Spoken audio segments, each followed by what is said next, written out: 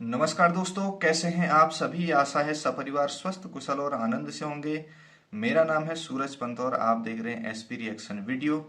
तो दोस्तों, कहानी चल रही है श्री दुर्गा सप्तशती की और आज लेके आए हैं उसका पार्ट 2।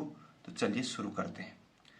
तो दोस्तों, मध्यम चरित्र में मोह का कारण कर्म फलासक्त देवों द्वारा दिखाकर उत्तर चरित्र में परानिष्ठा ज्ञान के बाधक आत्ममोहन अहंकार आदि के निराकरण का वर्णन किया गया था। और पूर्व काल में शुंभ और निशुंभ दो पराक्रमी असुर हुए। उन्होंने इंद्र के त्रैलोक्य का राज्य और यज्ञों का ज्ञान छीन लिया।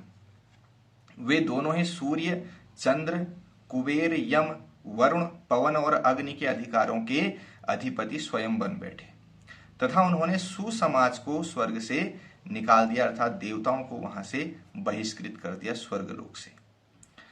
तब शोकग्रस्त होकर देवता मृत्युलोक में आए। बारंबार दुख सुख से दयनीय दशाग्रस्त देवताओं को दानवों के नितांत दमन का कार्य अनिवार्य प्रतीत हुआ और वे हिमालय पर जाकर दया हृदया श्री दुर्गा देवी जी की वंदना करने लगे। श्री भगवती पार्वती अपने वचन के अनुसार हिमालय पर्वत पर गंगा जी के किनारे प्रकट हुई और उन्होंने देवताओं से पूछा, तुम किसकी स्तुति कर रहे हो। इतने कहते ही उनके शरीर से शिवा निकलकर कहने लगी, ये शुंभ निशुंभ से परास्त और दुखी होकर मेरी ही स्तुति कर रही है। पार्वती के शरीर से अंबिका उत्पन्न हुई। एतदर्थ ये कौशिकी नाम से प्रसिद्ध हैं और भगवती पार्वती के शरीर से शिवा के निकल जाने पर उनका वर्ण कृष्ण हो गया। अतएव ये कालिका के नाम से विख्यात होकर हिमालय पर रहने लगी। तत्पश्चात परम सुंदरी अंबिका को शुंभ निशुंभ के भृत चंड मुंड ने देखा और उन दोनों ने शुंभ से जाकर उनके अतुल सौंदर्य की प्रशंसा की।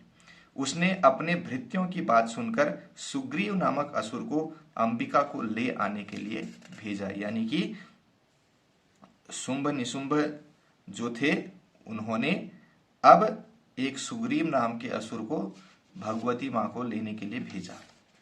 सुग्रीव ने भगवती के पास पहुंचकर शुंभ निशुंभ के बल और ऐश्वर्य की बड़ी बड़ी प्रशंसा की और उनसे विवाह करने की बात कही। मां भगवती ने उत्तर दिया, जो मुझे संग्राम में पराभूत करके मेरे बल दर्प को नष्ट करेगा उसी को मैं पति रूप में स्वीकार करूंगी। मां भगवती ने उनसे कहा असुर से कि जो मुझे पराजित कर देगा युद्ध में उसी के साथ मैं विवाह करूंगी और ये मेरी अटल प्रतिज्ञा है।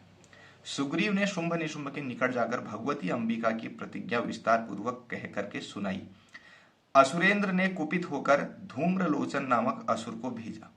भगवती ने धूम्रलोचन को हुंकार मात्र से भस्म कर दिया और उन्होंने तथा उसके वाहन सिंह ने असुर सेना का सर्वनाश कर दिया।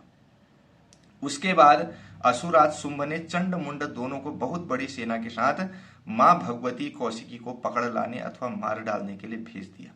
ये सब हिमालय पर जाकर भगवती को पकड़ने का प्रयत्न करने लगे। तब अंबिका ने शत्रुओं पर अत्यंत कोप किया और उनके ललाट से एक भयानक काली देवी प्रकट हुई। उन्होंने असुर सेना का विनाश किया और चंडमुंड का सिर काटकर वे अंबिका के पास ले गई। इसी कारण उनका नाम चामुंडा भी पड़ा। चंडमुंड के वध का समाचार सुनकर उस असुर ने एक बड़ी सेना जिसमें 7 सेना नायकों का विभाग था भगवती से युद्ध करने के लिए भेजा। उस समय ब्रह्मा विष्णु शिव इंद्र महावराह नरसिंह और स्वामी कार्तिकी जो हैं 7 प्रमुख देवों की शक्तियां असुर सेना से युद्ध करने के लिए आई। फिर अंबिका के शरीर से अत्यंत भयंकर शक्ति निकली और भगवती ने शुंभ निशुंभ के पास शिवजी को दूत रूप में भेजकर उनसे कहलाया, यदि तुम अपना कल्याण चाहते हो तो देवताओं को उनके छीने हुए लोक और यज्ञ अधिकार लौटा दो और स्वयं जो है पाताल में जाकर निवास करो। बल से उन्मत्त शुंभ निशुंभ ने देवी की बात नहीं मानी और वे युद्ध स्थल में सेना सहित उपस्थित हुए। भगवती ने देव शक्तियों की सहायता से असुर सैन्य का संहार करना प्रारंभ कर दिया। तब असुर युगल का रक्तबीज नामक एक सेनाध्यक्ष भगवती और देवी शक्तियों से युद्ध करने लगा। उसके शरीर से शोणित के जितने बिंदु पृथ्वी पर गिरते थे उतने ही रक्तबीज उत्पन्न हो जाते थे। तो रक्तबीज के शरीर से जितनी बूंदें रक्त की धरती पर गिरती उतने ही असुर फिर से जीवित हो जाते, इसलिए उसको रक्तबीज कहते थे। अंत में देवी ने चामुंडा को आज्ञा दी कि वह अपने मुख का विस्तार करके रक्त बीज के रक्त को अपने मुंह में ले ले और असुरों का भक्षण करे। चामुंडा ने ऐसा ही किया और भगवती ने उस असुर का सिर काट डाला। तत्पश्चात निशुंभ भगवती से युद्ध करने लगा और मारा गया। तब शुंभ ने क्रोधित होकर अंबिका से कहा, तू दूसरों के बल का सहारा लेकर अभिमान करती है। भगवती ने उत्तर दिया, संसार में मैं ही हूं। ये समस्त विभूतियां मेरी ही रूपांतर मात्र हैं। ये मुझसे ही प्रकट हुई हैं और मुझ में ही विलुप्त हो जाएंगी। इसके बाद सातों शक्तियां जो देवी के शरीर से निकली थी उन्हीं में प्रविष्ट हो गई और शुंभ भी देवी के युद्ध कौशल से मारा गया। देवता गणों ने हर्षित होकर मां अंबिका की स्तुति की और अंत में देवी प्रसन्न होकर बोली, संसार का उपकार करने वाला कोई वर मांगो। देवताओं ने कहा, जब जब हमारे शत्रु उत्पन्न हो तब तक उनका नाश हो। भगवती आद्या शक्ति ने एवं अस्तु कहा और भविष्य में 7 बार भक्त रक्षणार्थ अवतार लेने की कथा दुर्गा चरित्र के पाठ महात्म्य वर्णन करके वे अंतर ध्यान हो गई। और यह जो चरित्र है वो ज्ञान कांड का है और उसमें 3 विषय हैं। पहला, देवताओं का सात्विक ज्ञान से स्तुति करना। दूसरा, ज्ञान के विरोधी अहंकार आदि का नाश। और तीसरा, मां भगवती का अद्वैत भाव। देवताओं को भक्ति की उपासना का ज्ञान था, इसी हेतु उन्हें अब श्री ब्रह्मा विष्णु महेश इन तत्व के ईश्वर कोटि के देवताओं के निकट जाने की आवश्यकता नहीं थी और वे जगत जननी भगवती की स्तुति करने के लिए प्रवृत्त हुई। सात्विक ज्ञान का लक्षण श्रीमद् भगवत गीता में इस प्रकार कहा है कि जिस ज्ञान द्वारा मनुष्य समस्त पृथक पृथक भूतों में एक ही अभिन्न अविनाशी परमात्मा के दर्शन करता है वह सात्विक ज्ञान है। अतएव देवगण या देवी सर्वभूतेषु इत्यादि स्तुति से सब भूतों में उन्हीं आद्य शक्ति का एक अव्ययी अविनाशी भाव जान करके 23 मातृगणों द्वारा उनकी वंदना करने लगे।